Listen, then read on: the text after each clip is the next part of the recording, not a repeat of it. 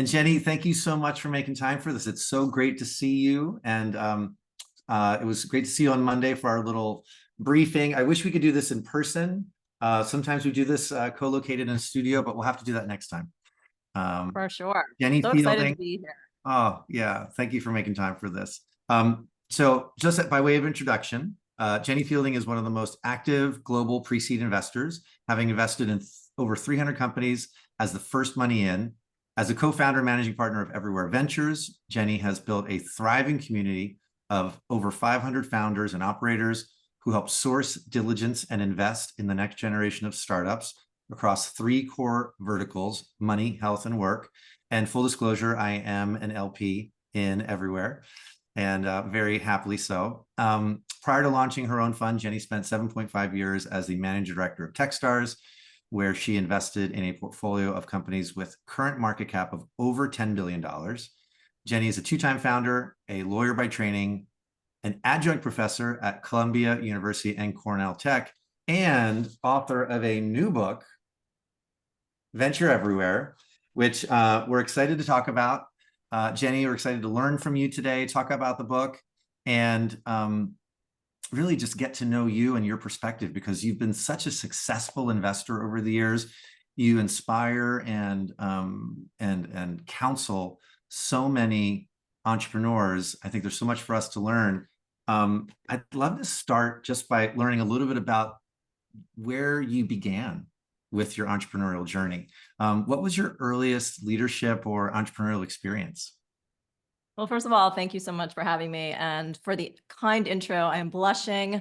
And if, coaching doesn't work out for you, then PR, you're hired. Thank you. So thank you. So I think that's an interesting question. Like, are entrepreneurs born or made? I'm not sure I have the answer, but I know that growing up, I grew up in New York City. Funny enough, I live on, basically the same block I grew up on. And I think I was always a little bit of, the kind of agitator, like whether I was, in school or at camp or kind of doing all these traditional things. I was always the person that kind of looked around and said, like, maybe we could do that a different way, or like, have we thought about this? Obviously, when you're 8 years old, it kind of maybe sounds a little bit different. But when I was in elementary school, I started the Adventure Club. My dad had this, like, those old school atlases. So he had like this huge atlas that I found in my grandparents' basement.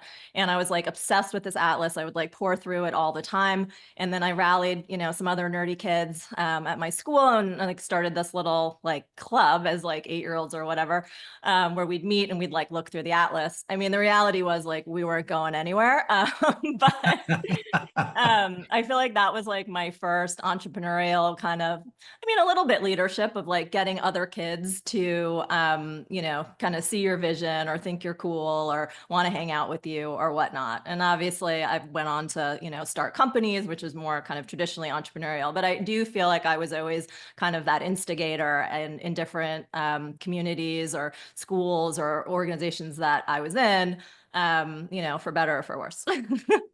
Yeah. Well, having spent some time with you, I know how cool you are. So you don't have to sell me on it. And if anyone looks at your website, you there with your signature black leather jacket. I think this is actually the first time I've seen you without the leather jacket on. I know. I wish I could be wearing it today. Trust me. I was wondering, actually, you've been such a crucial mentor to so many entrepreneurs. I'd love to learn where you learned to be a good mentor. Did you have a mentor growing up? Was there anyone you learned from? And what did you learn from them? I think the inspiration, both for, the book and my life in many ways, were my grandparents. My grandparents were very free-spirited. My grandfather owned fruit stores in Brooklyn, and was this kind of huge character who wore like gold and diamonds and, was just like out of a movie. And my grandmother used to take these like fanciful trips. And I think, obviously they weren't like mentors, but they were like really deep influences on me, and just this idea of like, creating the life and living the life that you want to live and not worrying about kind of the constraints around you, which was interesting because, my, like the way that I was raised, and I went to, like a fancy private school in New York, and then I went to Columbia, and all these things was very much like gearing me towards a very different life. I ended up going to law school. I worked at JP Morgan. But I think deep down in my core, like my grandparents were always that influence and the encouragement of doing things different, thinking things different. Mhm. Interestingly, when I started my first company, the word mentor and entrepreneurship were actually not really married at that time. There were these somewhat predatory older gentlemen, I feel like, who were advisors. And, Yeah. many of them had been successful in their industries or they had made money. And they weren't like venture capitalists. They were, I guess, angel investors or just people that wanted to help you. But they were very, I feel like they were very predatory in the way that they acted towards entrepreneurs. They wanted to take like 20% of your company, and it would Right. just like wasn't. And so I really kind of shied away from having advisors. And I know a lot of people at that time, a lot of like my cohort of entrepreneurs, when I started my first company, it was 2007, kind of had these cadre of folks that were mentors or advisors, and I kind of like didn't really like that, and it's actually driven me to hopefully become a mentor and be able to kind of share the best parts of mentorship. So not having mentors, I think, was a good influence, for creating models of mentorship. And I spent almost 8 years at Techstars, which is really a mentor-driven accelerator model where we invest in startups, but what we really do is we surround them with resources, both capital, but really kind of community. And it was that moment when I kind of saw that side of investing where I thought, oh, that makes a lot of sense. Like, sure, startups need cash and they need, some fundamental things. What they really need is like people who've walked the walk before, who are kind of can like bring that institutional knowledge, bring that support, and really like not really ask for anything in return, right? That kind of pure sense of like, I just want to help, right? Because I want to see you succeed. And that was like a real eye-opening moment. And I think like once I kind of tasted that type of mentorship, I knew that I wanted to be that type of mentor. And I wanted to always be in environments where I had people like that around me and around, the startups that I was working with. Yeah, yeah. Thank you for that. And thank you for being the kind of leader and mentor who isn't expecting anything in return. I mean, obviously, you've invested in a lot of these companies. You're hoping for great returns, but you're not transactional in your interactions. And I've seen that in how you interact with founders at some of your events. And it's been really inspiring.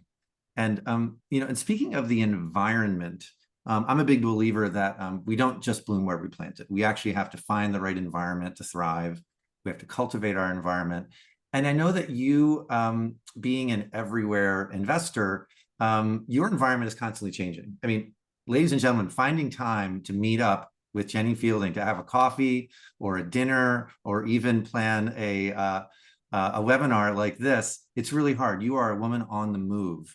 And I'd love to hear just a little bit about your philosophy for taking care of yourself while you're on the move, because a lot of my clients say, like, when they're at home, they've got routines. I've got my gym, I've got my meditation, I've got my ice bath, whatever. But then as soon as they're on the road, if they're in Austin for the week, if they're doing something, it's all out the window. How do you take care of yourself with this incredible travel schedule you have? I mean, I think my answer is going to sound a little bit wacky, but I'll give it to you anyway. So I'm an extreme introvert and I live in an extroverted work environment and kind of career life environment. So most people think I'm extroverted, but I'm actually a huge introvert and I prefer to be by myself. So that's like weird thing one. I think the way that I am able to kind of, maintain the pace is that I have these like weekends to myself where I make zero plans and I just hang out and I don't fill the time. Like I'm not like, okay, I'm gonna like watch a movie and then I'm gonna read a book. I feel like there are a lot of people who are like, I read 8 books this weekend and Oh my gosh. I went Yes. on like 5 runs. And so like, yeah, like I'll go to the park and I'll, read some books and whatnot, but like nothing is scheduled. And there's always this funny moment. It's always the same time of day. It's like, between 3 and 6 where I feel kind of bored. And I think that we've, in a way, lost the ability to let our minds wander and just be bored, as some of us remember as kids, right? Because everything is just so like overstimulated. And you and Yeah. I could like just have these crazy weekends where we do a million things and we see a million people, and those are great too. but I love having these weekends, and I actually do them quite frequently. It's not like once a year, it's like once a month for me.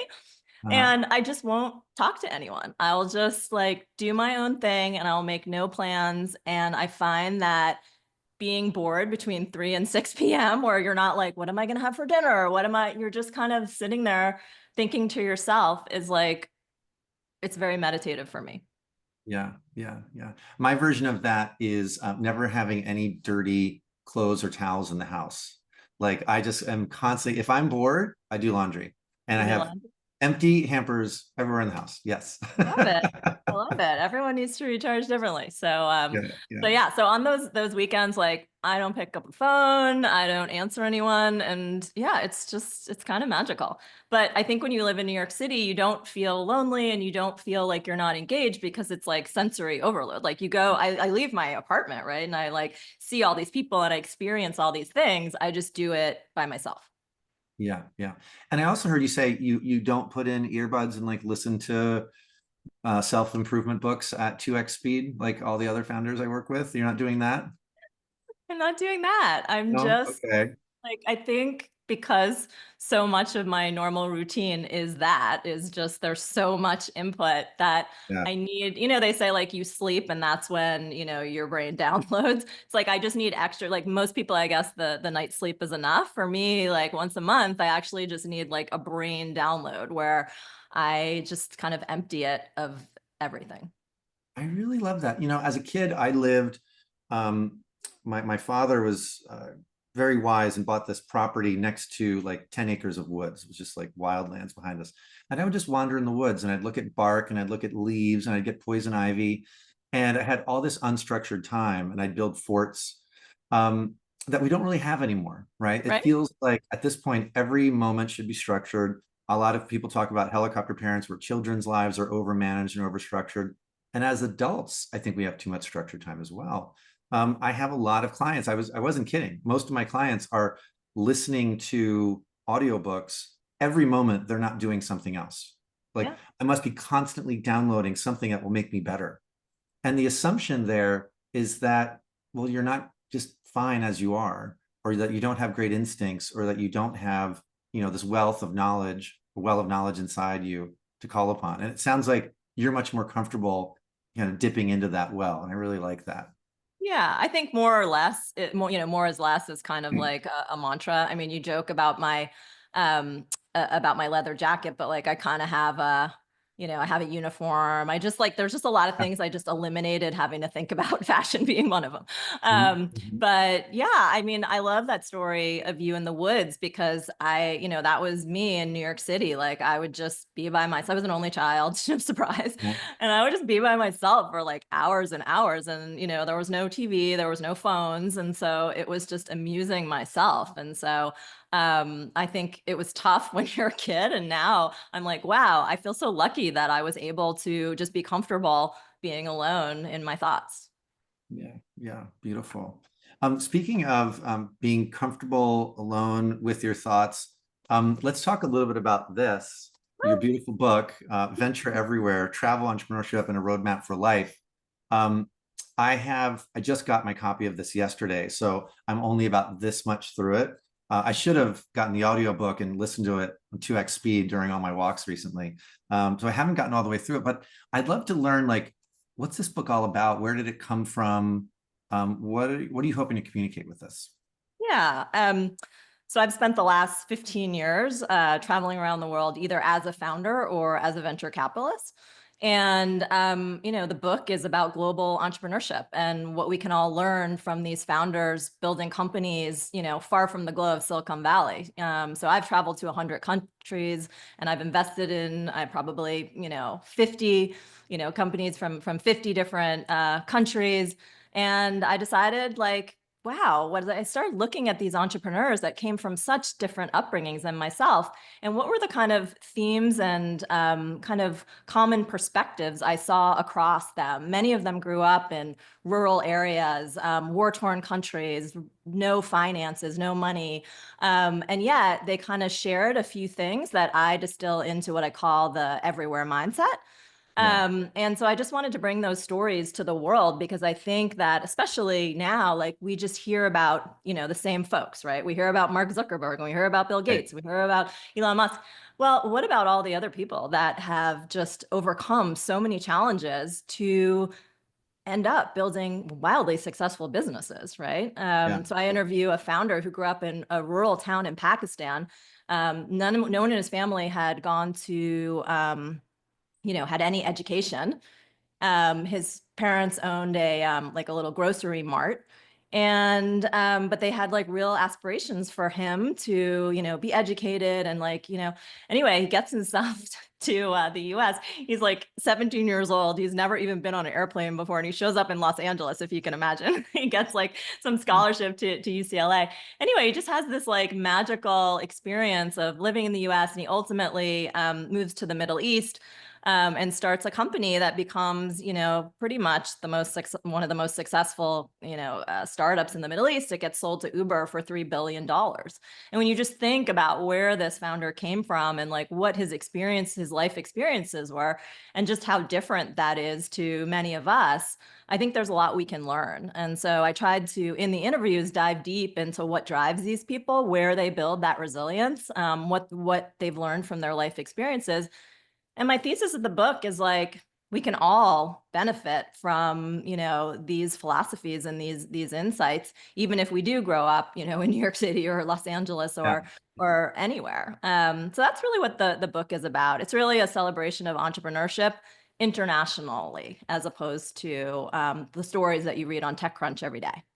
Right, right. And that's a real fresh perspective because we do hear a lot about, I think the joke was people who were born on third base and thought they hit a triple, right? Like people who were already like had a leg up, and were, if they were going to fail, they were going to fail into a safety net. But it sounds like you've really investigated the stories of people who were literally building with no net whatsoever. I know Yeah.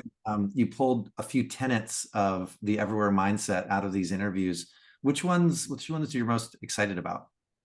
Well, you asked, this theme, I guess, is kind of around leadership, and a lot of, what you do on coaching is around leadership. And I think a lot of the stories that we hear in the US around leadership are maybe more traditional of like, how you're leading your team or your product. One of the founders I interview, he's actually from Ukraine. And that was a very kind of intense upbringing. And he'd lived around the world, and he actually currently lives in Spain.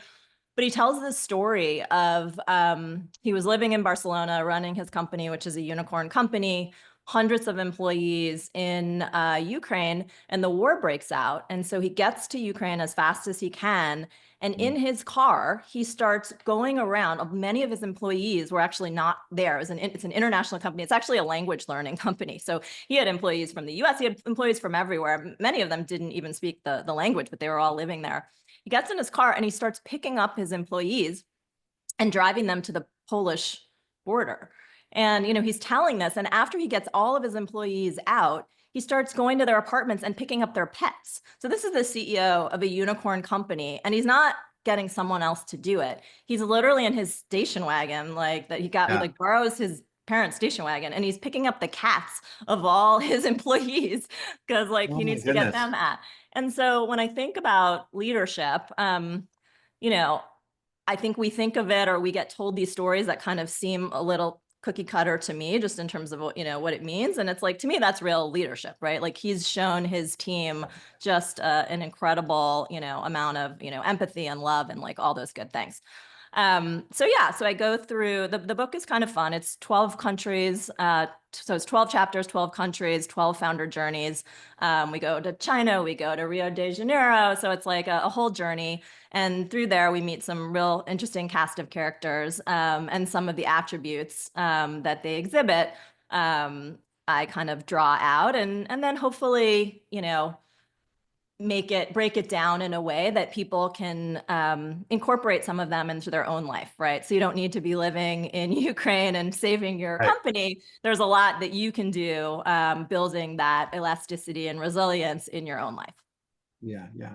And which of the mindsets do you think is hardest to cultivate?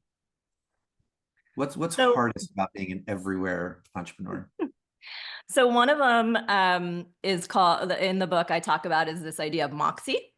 And I think, and I interview some amazing founders, and one of the things that they kind of share is this idea of like a chip on the shoulder. They're a little bit salty. They're Mm. incredible human beings, but maybe they're just a little bit grumpy sometimes. Yeah. And I think this idea that we all have to be like super sweet all the time, and that's what success is about. And it's like, the truth is, a lot of the real successful entrepreneurs they have to have a little bit of that grit, right? That salt that Mhm. sometimes can be uncomfortable. And I think, especially in the US, again, where, extroverts are celebrated and, just this idea of just being so nice and inclusive and all these things, I think the real truth is we all need a little bit of that grit. And I think it's hard for many of us, right? Especially if you're like a woman, right? You get a lot of heat for that type of, Mhm. that type of mentality. But I actually think we should celebrate it, right? And I think if you look at the attributes of many of the most successful entrepreneurs, they have a little bit of that. Yeah. How do you think you can manage that idea of moxie or grit, or what some people might see as like being a little rough around the edges? How do you manage that in a way that you don't just turn people off? Because sometimes people take it too far and it's like, I don't want to work with that person, you Yeah, know. I mean, you could probably tell me a little bit more because you talk to a lot of people. But I think the idea of these characteristics is that it's not about like picking one and going down the path. Like Mm-hmm. I'm the Moxie founder, I'm the Elastic founder. I think these are attributes, like I talk about six of them that, I really saw very prevalent in a lot of the entrepreneurs that I interview.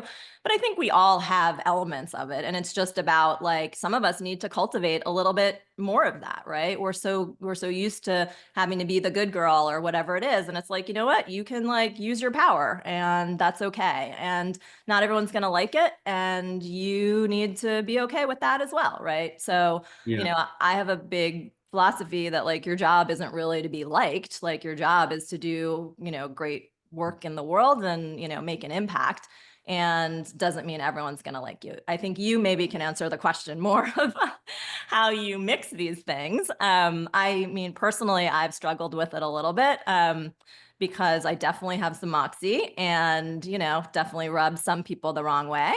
But I hope that I also have some other attributes that, maybe balance it out a little. Yeah, yeah. Well, I think there's like a difference between like irritability and defensiveness and being like driven and focused. Like we want to follow people who are super driven and super passionate about what they do, and they have like a nothing's going to stand in my way attitude. But then if people are like defensive, territorial, ego driven, that's like a brand of rough around the edges that I think turns people off, you know. Yeah, I think you're right. But I think that it's not about solving these problems. It's about coming up with that great balance, right? And Yeah. it's, Yeah. in every situation, it's a little bit different. And so kind of finding your balance across, all of these personas. Yeah. Yeah. And I like that you use the word balance because I think Silicon Valley loves a good maximalist uh, philosophy, like anything that is black and white, anything that is like to the extreme. But a phrase I like to use is gray matters, right? Like any gift you have taken to the extreme can be a weakness, right? Any personality trait you have taken to the extreme can be a total turnoff. Exactly. Exactly. So So it's the like, idea if is you're keeping if things you're in all moxie all the time, you're going to drive everyone crazy, right? drive everyone crazy, A right? little bit of grit, you've got, conviction in what you're doing, and you can get, people excited about that and on the journey. Like, I actually think that's a great thing to be celebrated. And I think as a culture, we're like a little bit scared of it, right? Like everyone has to be so nice and polite and all these things. And honestly, I'm not sure that's the entrepreneurial, you know, DNA, but That's true. That's true. I'm from Philadelphia, and we like to say that we establish rapport through animosity in Philadelphia. So if I'm not picking on you, if I'm not busting your chops, I probably don't love you. That's actually the yeah, truth. I Yeah. love it. I love it. Let's talk a little bit about leadership. I'd love to hear like what you've learned about leading teams, what you find most challenging about it. When we went through the questions ahead of this, you said there may actually be a cautionary tale in there. So I'm wondering if we can dive in and hear a little bit about your leadership history. Yeah. So, I mean, I guess I've told you a lot about myself in terms of my moxie already, sharing that with the world. Um, I think that when you kind of grow up and you're on a trajectory that's, very kind of go-go type A perfectionist, like you get the idea.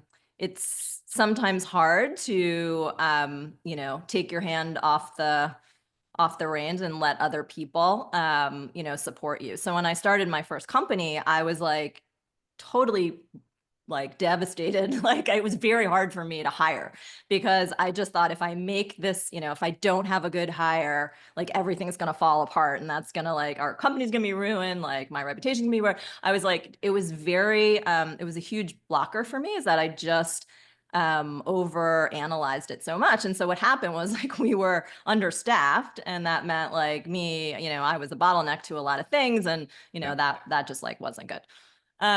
And so I think like what I've learned along the way is leadership isn't about like executing perfectly, right? Mhm. It's about like assembling the best people that you can and then hopefully helping them, activate their superpowers so that they can, do great work. And that, I'm not exactly of the belief that like your job as a CEO is just to support. I know that's like a huge thing people like to talk about. Like I think Mhm. it is your job to kind of lead and not just like support people doing their best work. Yeah. But I think I took that a little too extreme, right? And so, yeah, in my first startup, I learned some really hard lessons. I had some relationships that were, damaged because of that. And yeah, I think that I learned a lot about, what I was good at and what I wasn't good at. And the truth is, like, I spent the next 10 years trying to kind of fix that because I was like very self-aware, but I didn't Mm. really know how to fix it. And so, worked with coaches, did a lot of things. And then this is kind of a funny story. I had a coach and at some point she came to me and she said, all these things that you're trying to fix, Jenny, like the truth is like they've served you pretty well. And so like, do you actually really want to fix them?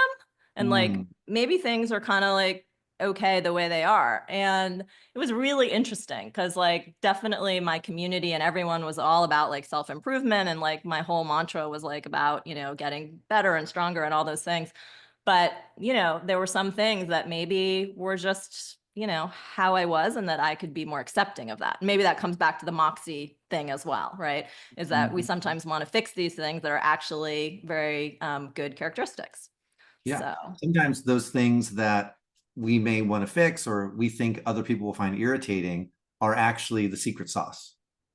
right. You know, I have a friend who's just a little kind of perfectionistic and a little too direct, but it's actually part of his charm.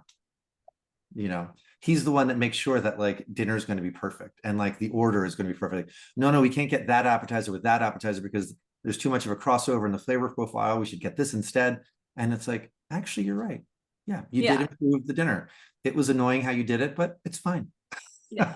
And I think the thing I learned is like if you can be self-aware of it and like know in the moment that it's happening or just like be reflective, then you can just make better decisions of like how you turn those dials, right? Talking again Yeah. about, things in moderation or nuance or any of those things. So I think that's the thing I learned really about this, which was I wasn't naturally gifted at being a manager or being, kind of like having to manage a team.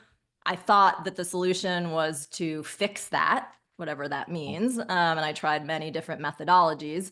And at some point, I think, now I got to the other side of like, okay, I'm going to do a few things. Like, I'm going to put myself in an environment where I can thrive, which probably means like not managing a big team. And hence, I'm a venture capitalist, right? Which is amazing because you're kind of like a solo like a lone wolf in many ways. Although we do have a great team of 5 people, but they all kind of feel like partners that are Yeah. self-managed. And that's like a beautiful thing for me. And whenever it starts to feel like I need to, manage, I'm not in my zone of genius.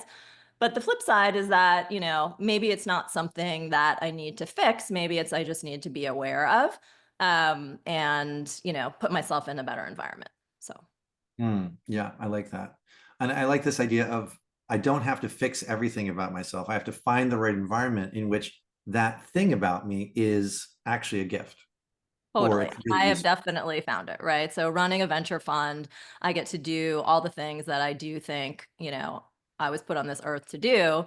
And it's just like when you're able to be in that environment, that's great. And I'm, well aware that like, people starting out and all those things like can't necessarily be running a venture capital firm and that we all need to like figure out how to be in these other environments. But I think, if you can find an environment that really lets you thrive, that's kind of a magical moment.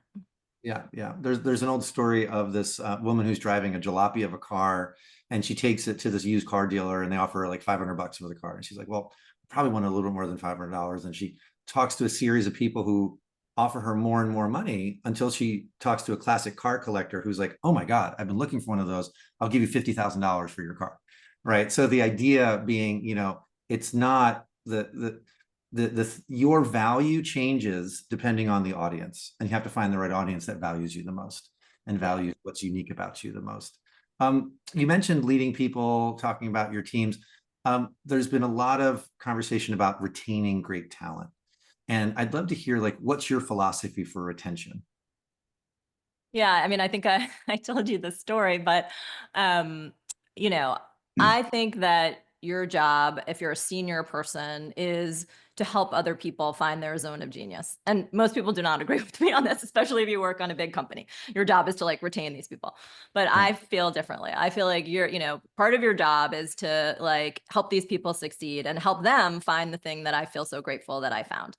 And so sometimes what that means is setting them on their way or meaning like yeah, so I worked at a fund, and anyone who came and worked at me at for this particular role, which at the company really had no career path, I would say like, hey, instead of doing what most people did, which was like trying to get them to stick around forever and like kind of like teasing them that there was a career path, I just said like, you're going to learn a ton working with me over these next 2 years, but this is going to be a 2-year rotation. And Mm, then like, I'm going to do everything I can to find you your dream job, whatever that may be. So that might be being mm, at a startup, starting a startup, going to another venture capital firm.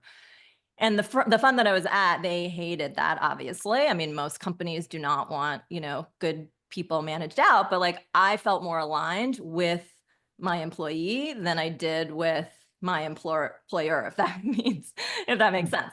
And so it's very non-traditional, but I think, especially again, if you're like a senior person, cultivating talent and celebrating it oftentimes is releasing it into, a better place. And I think you get a lot of loyalty on that. So, so funny story, all these people that worked for me for 2 years rotations for many years, I mean, they've gone on to do incredible things. And like, I've just been able to partner with them, so many times. So we have one that is now an exec at JP Morgan. And like, we do events together all the time. I mean, quite frankly, she sponsors events. So it's like, these things, like, again, going back to that mentor thing of like not having like a mm. tactical outcome, is like these things just have a way of like coming back in this like really beautiful way. And so many of the people that worked for me at my previous fund, I now get to partner with because they're at funds, they're at, they're doing all these like amazing things.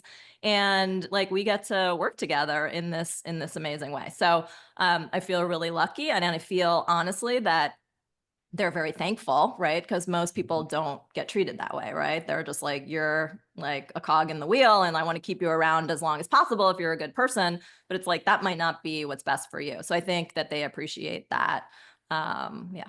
And there's such an abundance mindset there for you as well. Like, you're basically saying like, you've done great work, you've learned a lot. I'm going to plant you over here now, right? And I'm going to work with someone else. They're going to learn. I'm going to plant you over here. And then suddenly you've planted a forest of really talented people who are all part of your network, who all feel probably a loyalty to you as one of their mentors, as opposed to there's not enough talent in the world. I'm going to keep this one person close to me.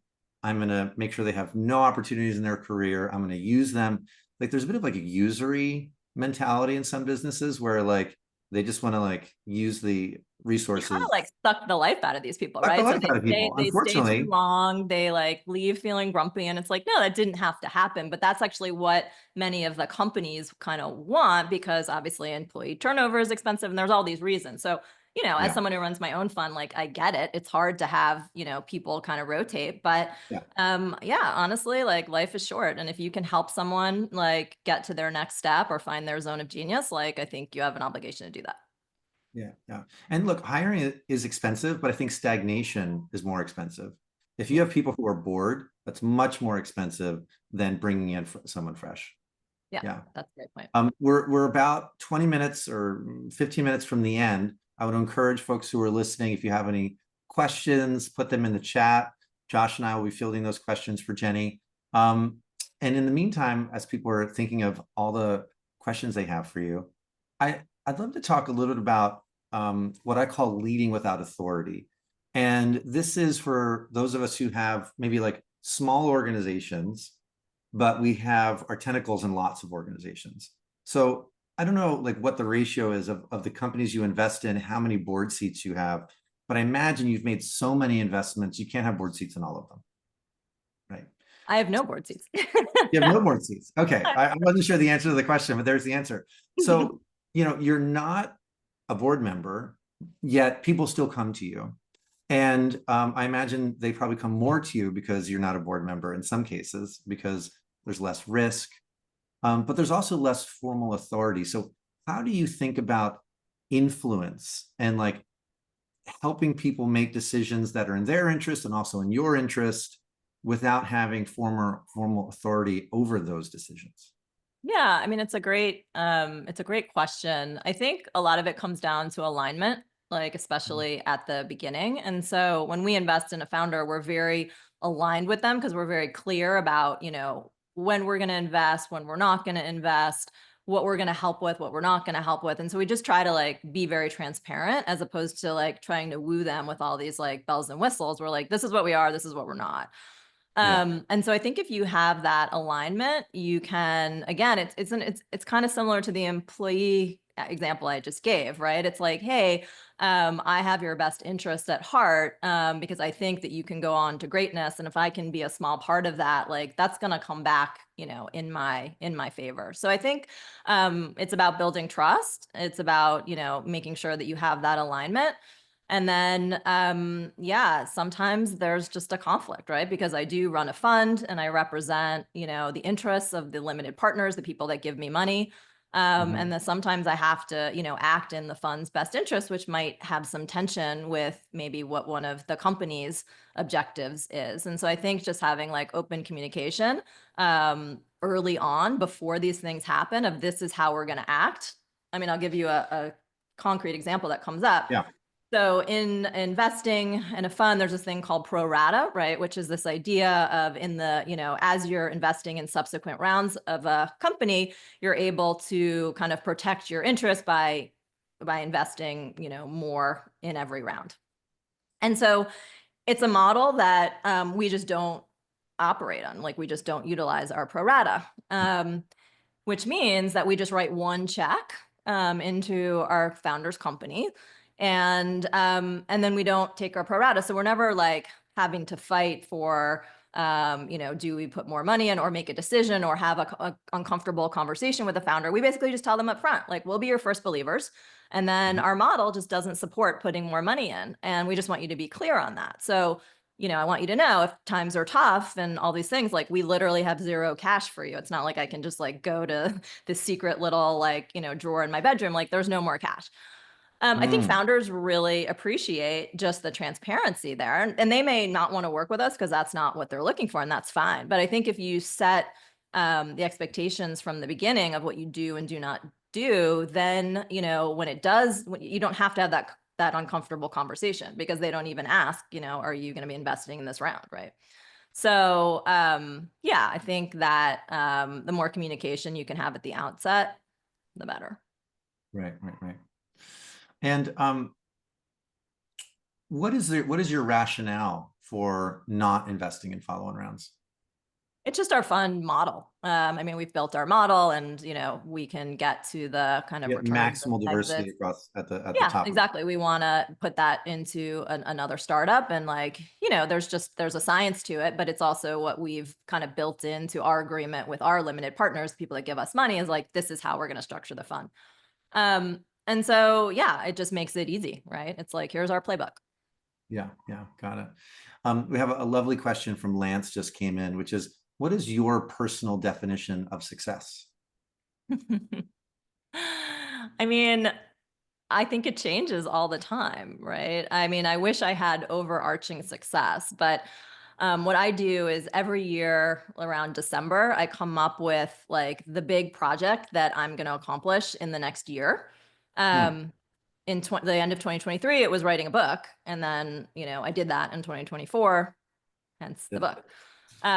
And so I come up with like a big audacious, project, and sometimes they don't work out. Like I had one, I was going to launch this program, I was going to do all these things, and like I kind of just it didn't work out. And so I'd say that year was less successful.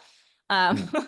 so my definition of success is like how I define it in that kind of yearly check-in with myself. I do like a little like review with myself of like, what were the things that were fulfilling? Where did I feel like I had some gaps? And then like, what's my big project for the next year? And so every year I have, one of these kind of like massive projects. And I don't really share it with anyone. It's not like I, make So I it. can't ask you what your project is for 2025. You can't, but it's in process. Okay. But yeah, it's just like a thing for myself of like, what's my ambition? Because I find that it's a little bit overwhelming to kind of think about like, what's my vision of success life-wise? I feel super lucky. I've, done, some things that, I just feel very excited about, and I've succeeded in some, and I've had some big failures as well. And so I like to do kind of a yearly one. Yeah, yeah, I like that. I like that. And it also it allows for learning and it allows for inspiration, right? As opposed to having this one monolithic idea of success over 10, 15 years. Because a lot of people get there and they're like, oh, this isn't what I thought it was going to be at all. Yeah, for sure. So like Right. in 2022, like my big thing was that we were going to rebrand to Everywhere Ventures and raise a new bigger fund. And so like that was like my big thing. It was a shared one, across my team, but like that was the big thing. And like everything that I tried to do, whether I was like speaking at things, whether I was, investing in companies, whether I was, whatever, I tried to kind of tie it back to that kind of core mission that I had for that year. Yeah. And same with the book. Like if I was going on a trip, like I went on an amazing trip last year to Saudi Arabia. And the reason I decided to go on the trip, I mean, I was fascinated by it and kind of always wanted to go, but I really wanted to write about it in the book, right? So I made a lot of decisions about where I was going to go, what was I going to speak on, what companies I was going to invest in and whatnot, based on the big goal of 2024, which was like writing this book, having these interviews, having these experiences. So I try to tie in a lot of what I do with the big goal, and then, then you're successful or you're not. So Right, right, right, right. Speaking of successful or not, I'd love to talk a little bit about mistakes if we can, because I think it's always inspiring when leaders, when people who are incredibly successful share some of their missteps. And I'd love to hear, and I think we'd all love to learn from like a mistake you made that you learned from. yeah, well, I did tell you about the running the company as the single bottleneck one, so that was Yeah. a good one. I'd say one of the other big mistakes I made was going. I won't get too specific because there are people involved, but going into business with someone that I really liked and was friends with, but probably was not the best business partner for me. This is not my current co-founder, who I absolutely adore and is like the most amazing business partner for me. But I think that it was a great learning for me. Again, kind of going back to maybe that moxie thing of like, I just thought like, wow, if you have like personal chemistry with someone, if you personally respect them, Mm, if you have a good time with them, like, you share some things, then you're going to be good business partners. Not true. not true. So, yeah, a big learning for me was, I mean, tactically, don't go into business with your friends, but kind of zoom out is that you have to just be more objective and have more of a clinical, because I knew like that there was kind of a checklist of things that I needed, and I overlooked a lot of it because this person had so many of the other things that I thought were great. Mhm. And I think you just can't overlook those things, right? You have to, if these are the if this is what you need on the job interview, don't cut corners. Yeah. Was like a big learning for me.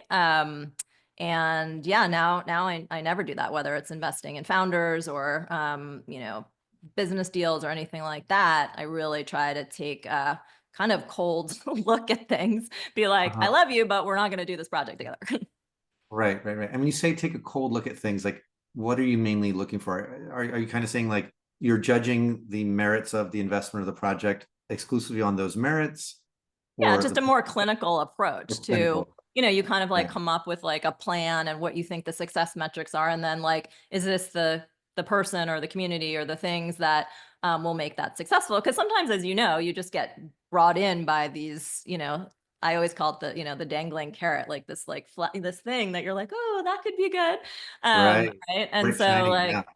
yeah, so the focus. So yeah, now I just try to stay focused on what's important for whatever the mission is, the project is, and not get distracted by oh, but they bring all these other things to the table, right? It'd be Right. so cool because we could film at their amazing place in LA and we could like, do all these things. Is like, no, that's not actually gonna help the project. And so just being very cold with myself or just with the world of like just honest, right? Mhm. What do we actually need to achieve this? How do I bring the best people for that project? And it doesn't mean that we can't like be friends with these other people or, do whatever. So I think that's a mistake that I learned really hard because I had a startup and I had a breakup with with a co-founder.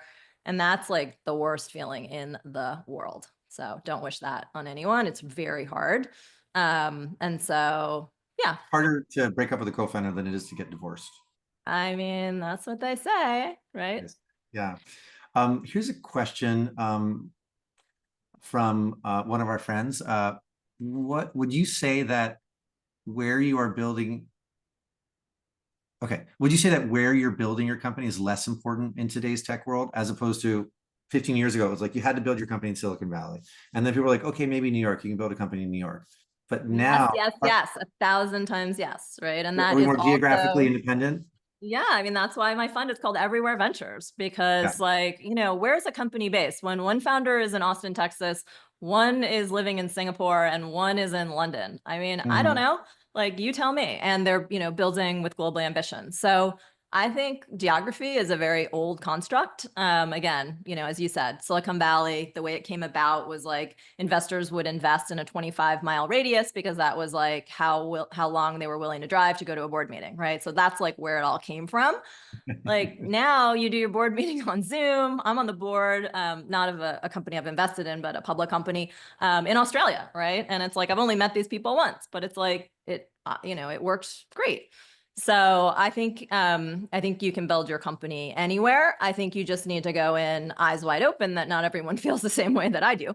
And there's Right. still a lot of people that have kind of antiquated views on that. And so if you're not in New York or San Francisco or some of these places, they may be less interested. But really, part of the book is about globalization, and it's a little bit um, I guess, against what we're hearing and seeing and feeling with the current administration, which seems like, the US is kind of going to a little more isolationist. I am a firm believer that we all need to build the muscle around everything global. 20 Mm. years ago, you could sit in an office and probably be okay. Now, if you don't have a customer, a vendor, a teammate who's not in another country, that's like very unusual. And so if you don't know Right. how to interact with them, to have empathy, to understand their culture and to work with them in an effective way, like you're really getting behind. So I'm taking a very opposite approach to like what you're hearing now of like, America centric. I think we all need to have that kind of global citizen mindset. Yeah, yeah. I mean, I think the idea behind clustering, meaning like a bunch of companies developing in certain areas was it was often around a research university. There were like synergies of everyone was working at the same lab, or they were sourcing similar materials. Silicon Valley literally came from, that's where they were inventing wafers and Yeah. slicing wafers for the first time. And now, as you said, we're much more geographically diverse, geographically independent. It also creates some challenges, right? There are cultural differences, linguistic differences. And I'm wondering, like, how do you advise founders on dealing with the differences and the challenges of being remote first or geographically independent? Yeah. Well, here's something that you'll notice if you read the book, is that many of the founders, whether they grew up in a rural, town in Pakistan or the countryside of Brazil, they do come to kind of major hubs. Many of them find their way through Stanford, or they get to places where they can build that community and that connection. So I guess what I'm saying is that I'm not saying you can go like, be a hobbit in the woods as much as an introvert like me wishes that's true. I think you have to build really robust, networks in all these places, but I'm not sure that you need to live there, to experience it. And I think what's so cool about remote work is that we can actually have like very intimate offsites with team members and build that rapport and that trust and have fun and like really get to know them. And then we can go back to like where we're living before. So I think, the future is these kind of hybrids where, I mean, every company is going to be different. Some people want to co-locate, some people don't. But I think the future is like having these bursts of, intense time together to build all those things that humans are great Mm. building. And then, then living where you want to live. Like that's just one decision that you're making. It doesn't have to be, the whole ethos. So if you're building a company and you like never want to go to San Francisco and you don't want to build relationships there, like I think it's going to be hard. Do you need to Yeah. live in San Francisco? Like not at all, right? And so I think what's cool about the world we're living in now is like you can do this, from anywhere. Actually, it's funny. I spent all of December in Australia, and I just had my normal my normal days, and like people have no idea like where you are, right? But the reason I can do that is because like I've built networks, over the last 20 something years. So I think like if you build those networks and those connections, like no one with a nice like background, no one knows where you are anyway. I love it. The blurred or fake background gives us geographic independence. Yeah. You use the word, I think, burst, and we're going to end our hour with you with some rapid fire questions. And before we do that, I'm going to ask Premi to put in the chat for everyone both the link to your book one more time and also a link to our feedback form. We'd love to hear what you think of today and how we can improve. So, quick rapid fire. You ready? Yes. Drum roll, please. What was the biggest surprise about writing a book? How antiquated and wacky the publishing industry is. Totally, I agree. What is something about leading an organization that you changed your mind about? How to change your heart? Um, that you needed kind of one singular charismatic leader, and I really think you can have much more distributed leadership. Oh, I love that. And what is one commonly held belief that you hold a contrary opinion about, aside from what you just said? Yeah, I also used to feel that solo founders were at a huge disadvantage. And I, over the last 10 years, have slowly evolved my thinking there. And I do think that, it's actually kind of cool to build a company by yourself. And there's really great ways to do that collaboratively with other people. Awesome. Jenny Fielding, thank you so much for this. Thank you for the book. I'm going to dig in. And I thank you so much for your time and look forward to seeing you on the streets of New York in that black leather jacket very soon. And thanks everyone for calling in. This has been wonderful. Thank you, Josh and the VC platform. We'll see you all soon. Thank you. That was super fun. Ciao.